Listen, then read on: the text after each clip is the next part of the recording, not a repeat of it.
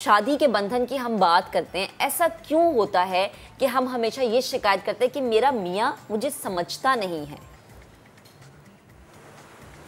السلام علیکم، میرا نام ڈاکٹر ماہین رضوان ہے. Thank you so much for inviting me. اور آپ نے بہت اچھا ٹاپک چوز کیا. ایکچولی ہوتا یہ کہ جب شادی ہوتی ہے تو ہماری ایکسپیکٹیشنز جو ہے نا وہ بہت ہائی ہوتی ہیں اگلے بندے سے. ایک مطلب ہم پارٹی کی جب پلاننگ سٹارٹ کرتے ہیں، شادی کی پلاننگ سٹارٹ کرنے سے لے کے شادی ہونے تک، اس کے بعد ہم کہتے ہیں جیسے ہی شادی ہوتی ہے نا تو ایک ایموشنل کریش آتا ہے. کیونکہ پہلے تو ہم سارے انوالو ہوتے ہیں شادی کی اس میں پریپریشن میں، روز ایک نئی بات ہو رہی ہوتی ہے، روز سب کچھ نیا ہو رہا ہوتا ہے، تیاریاں ہو رہی ہوتی ہیں. لیکن پھر ایک دم سے سب کچھ ختم ہوتا ہے تو ایک پھر آپ کو لگتا ہے کہ اب ہم کیا کریں. اب جو ہماری زندگی کا سب سے ہائیسٹ پوائنٹ تھا یا ایونٹ تھا وہ تو ہو گیا، اب نیکسٹ کیا کریں. تو انیشلی جو ایڈجسٹمنٹ ایشوز ہوتے ہیں، دیکھیں ایک ٹرائنگل ہوتا ہے، ایک میاں، ایک کارنر پہ میاں ہے، دوسرے کارنر پہ دونوں میاں بیوی کے پیرنٹس ہیں، اور تیسرے کارنر کے اوپر جو ہے وہ وائف ہوتی ہے.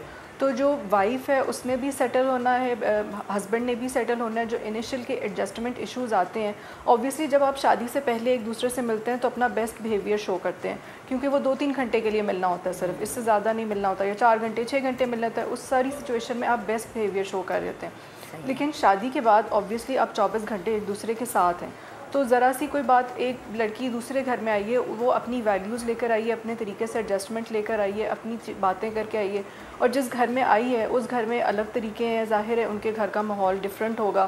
ایک سمپل سی ایگزامپل ہے کہ ایک لڑکی اپنے گھر میں کھانا کسی اور طریقے سے بناتی ہوگی، لڑکے کے گھر میں کسی اور طریقے سے کھانا بنتا ہوگا. تو یہ چھوٹی سی ایک بات کہ نہیں میرے گھر میں ایسے کھانا بنتا ہے تو تم بھی ایسے کھانا بناؤ.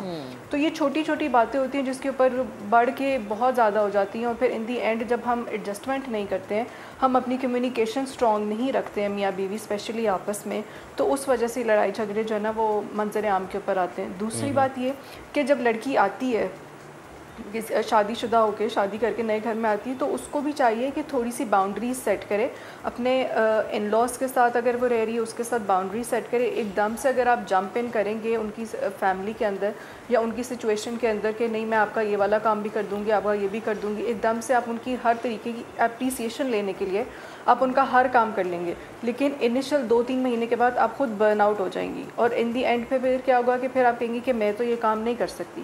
تو آپ کا جب تک کمیونیکیشن اور باؤنڈریز یہ دونوں چیزیں سیٹ اپ نہیں ہوں گی، اس وقت تک یہ لڑائی جھگڑے اور یہ سارا کچھ سیٹل نہیں ہوگا. اسی طریقے سے جو ہسبینڈ ہے اس کو بھی تھوڑا سا سمجھنا چاہیے کہ ایک لڑکی جو آئی ہے وہ دوسرے گھر سے آئی ہے، وہاں پہ اس کی ویلیوز ڈفرینٹ تھی، اس کی جو ریالٹی تھی وہ ڈفرینٹ تھی، اس کے گھر کا ماحول ڈفرینٹ تھا. وہاں پہ ہو سکتا ہے کہ وہ اپنے گھر کی بڑی بیٹی ہو اور وہاں پہ اس کی بہت ساری باتوں کی امپورٹنس لی جاتی ہے، اس سے رائے لی جاتی ہے اس کی ساری باتوں کی. لیکن یہاں پہ آ کے اس کو اتنی وہ امپورٹنس نہیں مل رہی، کیونکہ ظاہر ہے وہ ایک نئے گھر میں شفٹ ہوئی ہے، نئی جگہ کے اوپر آئی ہے، وہاں پہ اس کے گھر میں اس کے ہسبینڈ کی رائے شاید زیادہ امپورٹنس لینی ہوتی ہو. تو ہسبینڈ کو بھی یہ بات سمجھنی چاہیے اور دونوں کو مل کے آگے چلنا چاہیے.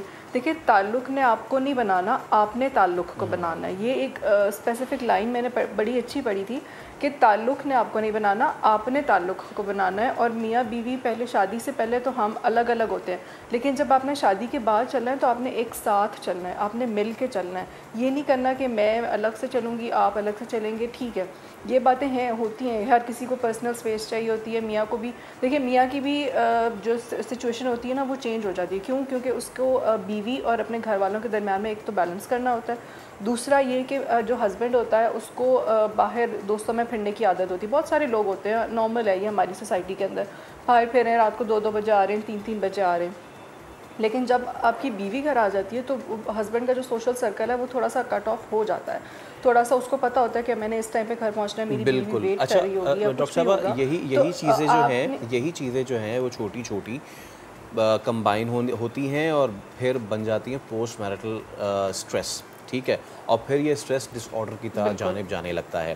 نا ہمارے ہاں کلچر نہیں ہے اس چیز کو ایڈریس کرنے کا، سیریس لینے کا. ایک تو ویسے ہی جو مینٹل ایشوز ہیں ہمارے ہاں، جو سائیکالوجیکل سائیکیٹرک ایشوز ہیں، ان کو ہم کہتے ہیں نہیں یہ نہیں، پیناڈول کھا لو سب صحیح ہو جائے گا. ٹھیک ہے، تو ہم اس کو سیریس کیوں نہیں لیتے؟ کیا وجہ ہے؟ دیکھیں ہم لوگ جو ہے نا، ایک تو سب سے پہلی بات یہ کہ آپ نے جو بڑی اچھی بات کی کہ جو مینٹل ڈس آرڈر ہے اس کو ہم سیریس لیتے ہی نہیں ہیں. ہم اگر ہماری ہڈی ٹوٹے گی تو ہم ہڈی والے ڈاکٹر کے پاس چلے جائیں گے, ہمارے دل میں درد ہوگا ہم دل والے ڈاکٹر کے پاس چلے جائیں گے, ہمیں بخار ہوگا ہم دوائی کھا لیں گے. لیکن جو برین ہے جس نے سارے ایموشنز کنٹرول کرنے ہیں, جس نے ساری باڈی کو کنٹرول کرنا ہے, اس کو اگر کوئی مسئلہ ہوگا تو ہم کہیں گے کہ نہیں یہ کوئی ایشو کی بات نہیں ہے, یا تو یہ بہت امیروں کی بیماری ہے یا یہ جو ہے فارغ لوگوں کی بیماری ہے. اس کو ڈپریشن جو ہے وہ فارغ لوگوں کی بیماری ہے, آرام سے کہہ دیا جاتا ہے. حالانکہ اس طریقے سے نہیں ہوتا. ہر بندہ ایک سٹریس سے گزرتا ہے, کوئی نہ کوئی کسی کی زندگی میں کوئی سٹریس آ رہا ہوتا ہے. اب اس سٹریس کو کوپ کیسے کرنا ہے وہ ہر بندے کی الگ الگ اس کے اوپر ڈپینڈ کرتا ہے. کوئی بندہ جلدی کوپ اپ کر لیتا ہے, 2 ہفتے کے اندر کر لیتا ہے, لیکن اگر یہ پیٹرن پرسسٹنٹ رہتا ہے تو وہ پھر آگے مزید چل کے وہ ایک سائیکائٹرک ڈس آرڈر میں کنورٹ ہو جاتا ہے. اور پھر اگر ہم اس کی ہیلپ نہیں کرتے ہیں تو وہ مزید کانفلکٹس پیدا کرنے لگ جاتا ہے. اس سے اس کی فنکشنل امپیئرمنٹ ہو جاتی ہے, وہ اپنے کام پہ نہیں جا سکتا ہے, گھر والوں کے ساتھ لڑائی جھگڑا کرے گا, گھر والوں کے ساتھ انوالو نہیں ہوگا, دوستوں کا اس کا سرکل چھوٹ جائے گا. وہ کوئی ایسی جو لڑکے ہوتے ہیں خاص طور پہ وہ نشہ میں, سبسٹنس ابیوز وغیرہ اس سب میں پھنس جاتے ہیں. ایون لڑکیاں بھی آج کل کی وہ سب بھی سچویشن میں پھنس جاتی ہیں. بالکل. تو ہمیں کوشش یہ کرنی ہے کہ اگر آپ کو لگ رہا ہے کہ کوئی ایشو چل رہا ہے, اسپیشلی اگر جیسے آج کا ٹاپک پوسٹ میریٹل اسٹریس کے اوپر ہے, کہ اگر آپ میاں بیوی کے اندر کوئی کمیونیکیشن گیپ آ رہا ہے یا کوئی مسئلہ آ رہا ہے اور آپ دونوں ایک دوسرے کو سمجھ نہیں پا رہے, تو اس سے بیشتر کہ لیٹ ہوتا جائے اور آپ کہیں جی کہ میں آپ کے ساتھ نہیں رہ سکتی, ہماری سپریشن ہو جانی چاہیے, ہمیں ڈیورس کی طرف جانا چاہیے, آپ ایک کپل تھیراپی کی طرف جائیں, آپ تھیراپسٹ کے پاس جائیں. آپ کوئی نہ کوئی سلوشن تو وہ نکال کے رہیں گے نا. نہ لڑکا چاہتا ہے نہ لڑکی چاہتی ہے کہ ان کا گھر خراب ہو, دونوں چاہتے ہیں کہ گھر مینٹین رہے. لیکن ڈاکٹر صاحبہ قطع کلامی کی معذرت, اس تمام تر معاملے کے دوران آپ کے جو بچے ہوتے ہیں وہ بہت زیادہ افیکٹ ہوتے ہیں, وہ چاہے بیٹا ہے یا بیٹی ہے, 2 بچے ہیں یا 1 بچہ ہے. پلیز اس پہ بھی کامنٹ کیجیے گا کہ ان کی مینٹلی کنڈیشن بھی خراب ہونا شروع ہو جاتی ہے. بالکل ایسے ہی ہوتا ہے. دیکھیے لڑکا بھی موو آن کر جائے گا, لڑکی بھی موو آن کر جائے گی. جو ایفیکٹ آئے گا نا وہ بچوں کے اوپر آئے گا.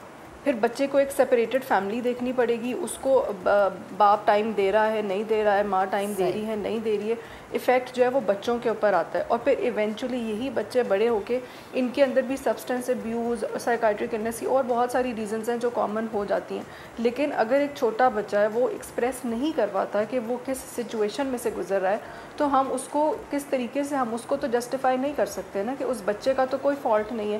آپ اپنے جو کانفلکٹس ہیں وہ کانفلکٹ ریزولوشن کے تحت آپ سائیکالوجسٹ سے ملیں, آپ سائیکائٹرسٹ سے ملیں, آپ اپنے جہاں اینڈ تک حد تک آپ جا سکتے ہیں یعنی اس چیز کو سیریس لینا بہت زیادہ ضروری ہے. لیکن